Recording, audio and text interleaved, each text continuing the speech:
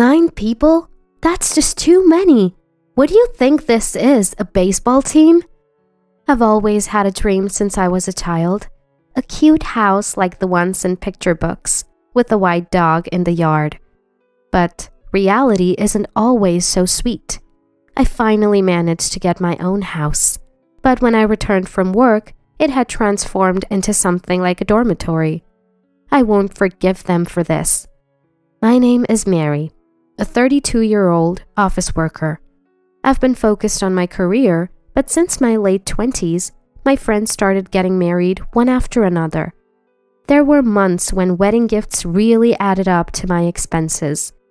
Feeling a mysterious urgency, I started trying my hand at dating.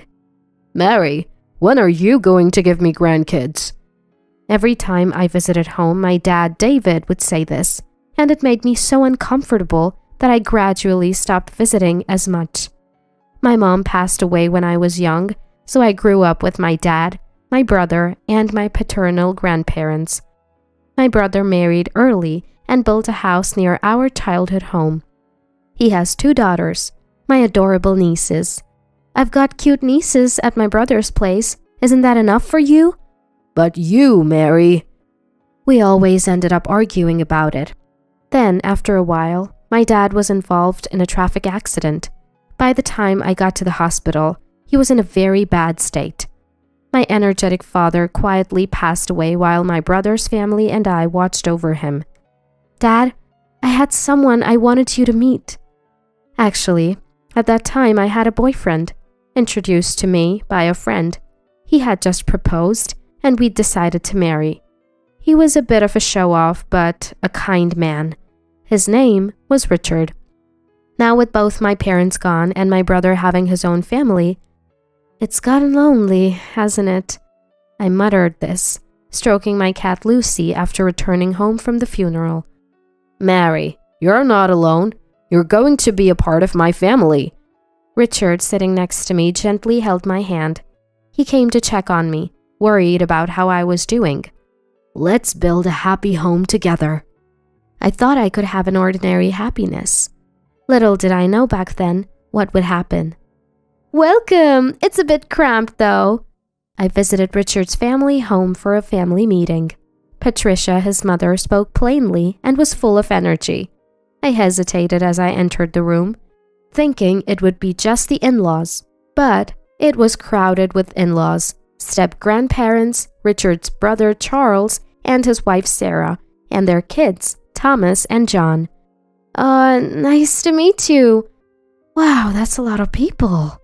The house, built by James, Richard's father, felt somewhat run down. Honestly, it was old, but the family welcomed me warmly, easing my nerves. On the way back in the car, speaking of which, there were so many people today. Christmas or Thanksgiving must be quite an event, I said to Richard, who laughed in response. It really is cramped there. Can't believe they manage to live like that every day. Hearing this, I was genuinely surprised.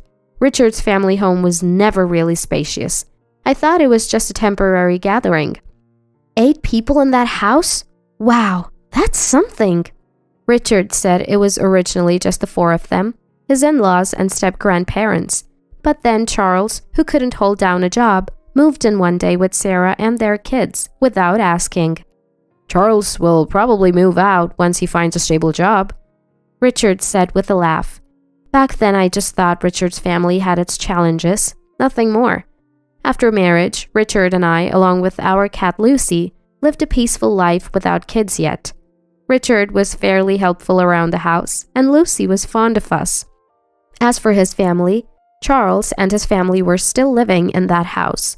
The walls were covered in children's scribbles, and Patricia laughed, saying she gave up on cleaning them long ago.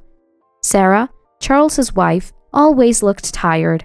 She was older than Charles and close to my age, so we became friends quickly. Hey, Sarah, hurry up! Mary, don't just stand there. We're out of beer. Whenever I visited, it seemed like Sarah and I were the only ones not sitting down. We were constantly busy, and I wondered if this was our fate. But the thought of Sarah doing this every day was honestly frightening. Sarah worked full-time, filling in for Charles, who hardly worked. I hesitated to ask, but finally did. Have you ever thought about leaving him? I've heard that before. Well, it's tough as it is, but we have kids, and he used to be so kind. I couldn't see any good in Charles, but I guess they had their reasons. That's what I thought. It was around this time. How about we build our own house? Richard suddenly suggested. I was surprised, but also happy. Actually, I've had a small dream since I was little. I'd always dreamed of living in a quaint house like those in storybooks, with a white dog in the yard. I have a white dog in the garden. I'd never told anyone, but when I shared this dream with Richard, a bit shyly. That sounds great, he said. We spent our free days visiting model homes, choosing a housemaker, and a year later, our dream home was completed.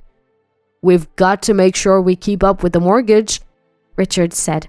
Absolutely, I replied with a smile. On the first weekend after moving in, Richard's family came over for a housewarming party. Here, Joseph, hand over the gift. We're coming in. Oh, what a lovely house! Patricia seemed quite pleased, as if it was her own home. I smiled politely. Look, it's a celebration! And then Joseph handed me 2 cans of beer, looking like he'd just bought them. I mean, seriously? Charles wandered around the house and finding our bedroom exclaimed, "Oh, this bed is super comfy!" Saying that, Charles started rolling around on the bed. The kids, following their father's lead, got excited. Look, there's a cat! They ran around, chasing our pet cat Lucy. Lucy is friendly, but she had never met so many people at once, so she got scared and hid in the back of the room. Poor Lucy. I glanced at Charles and Richard, who had already started a party with the in-laws. Mary, Patricia is insisting on appetizers quickly. Can I use your kitchen? And sorry about scaring Lucy, Sarah said apologetically. Why is someone as nice as her with a guy like that? I had grown to care for Sarah like a real sister. I'll handle it, Sarah. You relax, I said, but she still helped with the cooking while managing the kids. The step-grandparents were always quiet, almost like dolls, not talking much. But they said, "What a lovely home, right, James?" Yeah, sorry for the noise, James replied, even though the loud ones were the in-laws. The step-grandparents were the ones with common sense in that house. In other words, the odd ones out were the in-laws, Charles, and probably my husband Richard too. From then on, the in-laws and Charles would visit our house almost every weekend. They partied till dawn. So loud that we got complaints from neighbors and even the police once. The step-grandparents, Sarah, and the kids hadn't visited our house since the housewarming. But the in-laws didn't hesitate to put me to work. I was at my wits' end. Richard had also started showing his true colors. Once, I had a cold. I was too weak to prepare dinner and asked Richard, who was home early from work, to pick something up. He came back with 2 hamburgers. I couldn't even think of eating them. Why hamburgers? I can't eat this right now, I said without thinking, instead of getting angry. What are you talking about, Mary? You need to eat to get your strength back, Richard said. What? If I had the energy to eat that, I wouldn't have asked for help in the first place. I thought to myself. By the way, when Richard was sick once, "Want a hamburger?" I asked him sarcastically. His response was, "No, that's ridiculous. Are you trying to annoy me?" That's what I said. In short, this family was self-centered and lacked empathy. They were done for as people. Enjoy your freedom while it lasts. I'll make sure you all get what you deserve. With that thought, I smirked wickedly. A few days later, I had a business trip scheduled. On the morning of my departure, "Well, I'm off then," I said cheerfully to Richard. Was your business trip starting today? What a coincidence. Sarah is also on a business trip from today, said Richard. Really? I had no idea. What a coincidence, I replied. Mom said they'd be in trouble without someone to take care of the house. Richard laughed mockingly, making me think, what a jerk. I was busy during my time away from home. Days flew by quickly, and before I knew it, a lot of time had passed. A major typhoon hit, and I contacted Richard. "We're fine, but the family home had some serious leaks," he replied. Thinking of the old family home, I felt it was understandable. The day I returned home arrived. As I walked from the nearest bus stop to my house, I heard loud, unrefined laughter echoing in the residential area. Is someone having a barbecue in their yard? The noise was that loud. This will surely attract complaints from the neighbors. Wait, what? I was shocked. The loud voices were unmistakably coming from my house.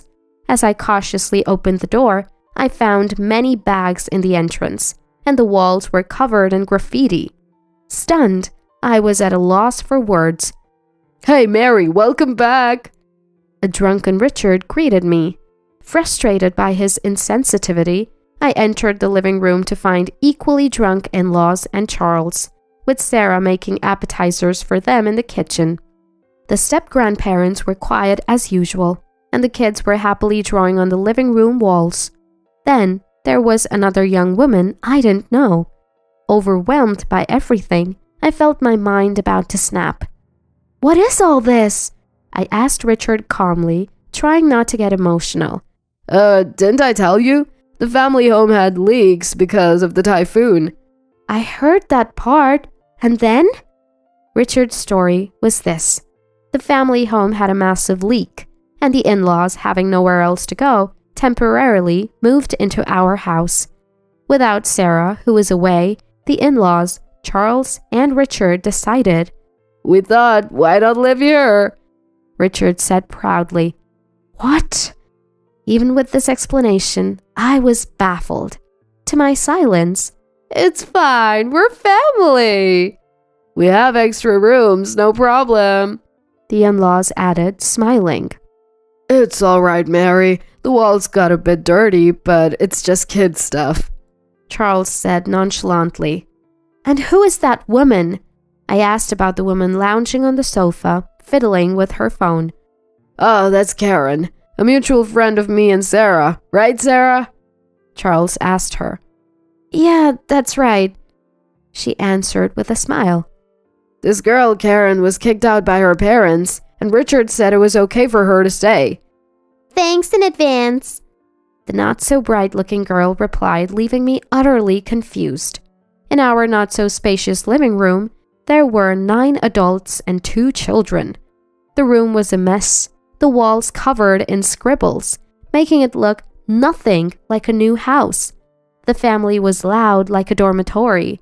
I couldn't help but lose my temper. Seriously? 9 people is too many. Are you guys planning to start a baseball team or what? Then I realized something. Hey, where's Lucy? Our pet cat Lucy was nowhere to be found. When I asked Richard and the others, they all claimed ignorance, while frantically searching for Lucy. "Lucy, huh? Dad opened the window to smoke and she ran away," Thomas told me. Charles glared at the boy as if he had said something he shouldn't have. What were you thinking? I told you to be careful with the windows, I said, near tears. Richard, looking annoyed, said, "Oh, come on. It's just a cat. We can get another one. What's with you? If you're unhappy, we can just get divorced, you know." He said it with such a disdainful face. You just said divorce? I asked. "Yeah, I did. I might consider not doing it if you apologize to us." Richard, along with the in-laws and Charles, seemed confident that I wouldn't go through with a divorce. I replied, "Oh, really? Well, then here, write this." I slammed down the divorce papers I had prepared. My section was already filled out. I fetched my pre-packed bags from my room. "Done? Why haven't you written it yet? I'm busy, you know," and said coolly to Richard. They were all shocked by my preparedness. Angrily, Patricia said, "Richard, divorce this woman already. We've built the house, so she's useless now. Patricia said that. Realizing too late, Richard said, Right, Mary. You'll regret divorcing me. But I had no regrets. What are you talking about? You're the one who's going to struggle. Just write the divorce papers. Once Richard finished writing, I snatched the papers and put them in my bag. Then I went to Charles and said, Here, you need to write this too, handing him the divorce papers. He laughed. What? When did I marry you? Looking at the filled-in wife section, Charles said, Hey, Sarah, this is... Sarah coldly stared at Charles and said, I'm divorcing you. Write it now, please. To which Charles exclaimed, Sarah, bite the hand that feeds you, huh? Joseph was talking nonsense. From my perspective, Sarah had been living like a slave in her in-laws' house. The money she earned was mostly taken by Charles, leaving only a little for living expenses. The money let Charles do whatever he wanted, and the not-so-bright girl in front of me, she was Charles's mistress. Mary, I think my husband is cheating on me. Sarah had confided in me just before Richard suggested building a house. Sarah had been enduring it all for the sake of her children. But recently, Charles had even started selling Sarah's belongings and the kids' toys for his own gain. She had reached her limit.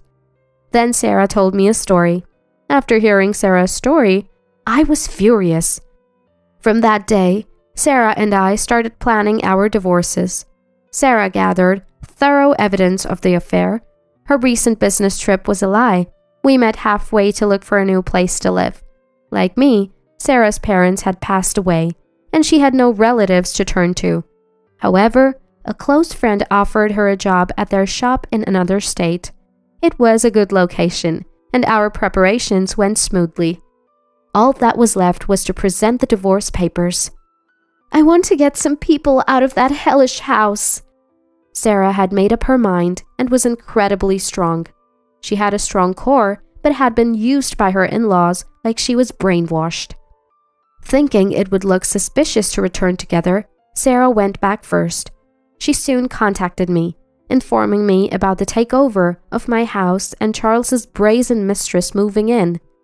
All our conversations and actions until then were a performance.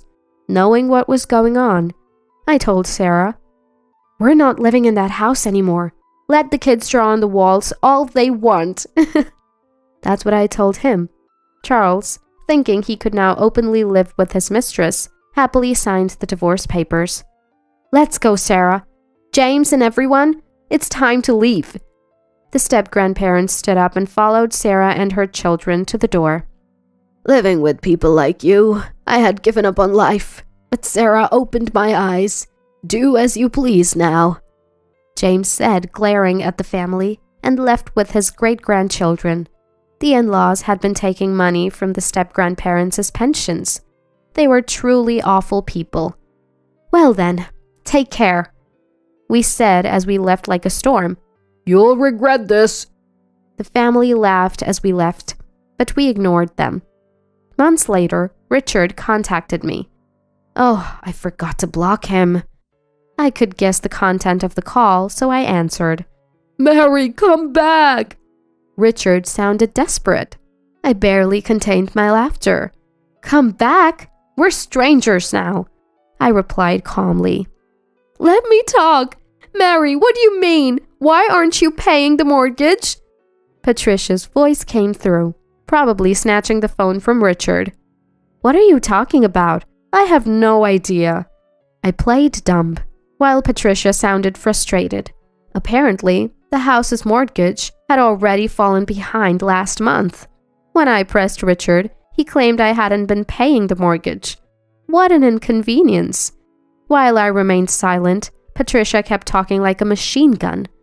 First of all, this house, you guys had a combined income of $75,000, right? We could have built a better house. We built this as a new home, but it's not what we expected. Originally, they had planned to take over the house. Sarah had informed me of their discussions. Yes, that's true.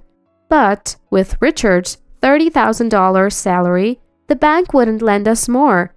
If we had taken a joint mortgage, maybe we could have gotten a better house.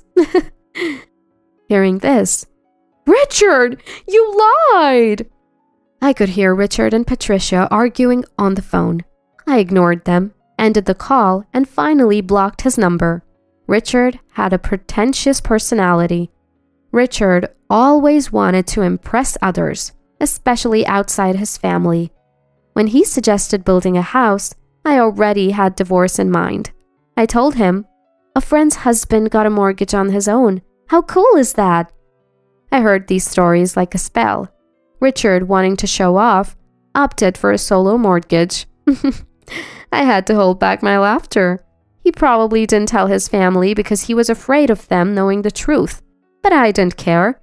The house was built to Richard's taste. I had no attachment to it anymore. Richard hadn't cheated, but there were no alimony or penalties in our divorce. So, to spite him, I left him with the mortgage debt as my revenge. Let him suffer. And I was able to rescue Sarah, whom I cared for like a sister, from that house. That was my main goal. Later, they couldn't pay the mortgage and the new house was repossessed. But it was a mess inside, with scribbles everywhere, and walls yellowed by cigarette smoke from Charles and his mistress. It didn't look like a recently built house. Richard had to rent a cheap apartment and Joseph and Patricia ended up moving in with him. They'll probably never leave him alone, like parasites. I don't care, they're strangers to me now. The only good thing about my former in-laws was that the children weren't affected. Otherwise, they were the worst. Sarah, as Charles's ex-wife, successfully claimed alimony through a lawyer. She had to borrow money, but managed to pay it off. I'm glad for her. Charles and his mistress became outcasts in their community and are now missing. They haven't repaid their debts, confirming how awful they are. Sarah is happily working at her friend's place. Her kids are doing well too. I hope they find happiness this time. James and Barbara seem brighter now, like a weight has been lifted. They sold the old family home and are enjoying their retirement in a distant place with their savings. That's great news. As for me, I've requested a transfer to a local office. I was reunited with Lucy, my cat. Thanks to social media, someone in the neighborhood had found and taken care of her. It's good she's friendly. Now, I live alone in my late father's house. With my brother's approval, I'm saving to build my dream house. And someday, I hope to introduce someone special at my father's grave. Today, I'm working hard towards that goal.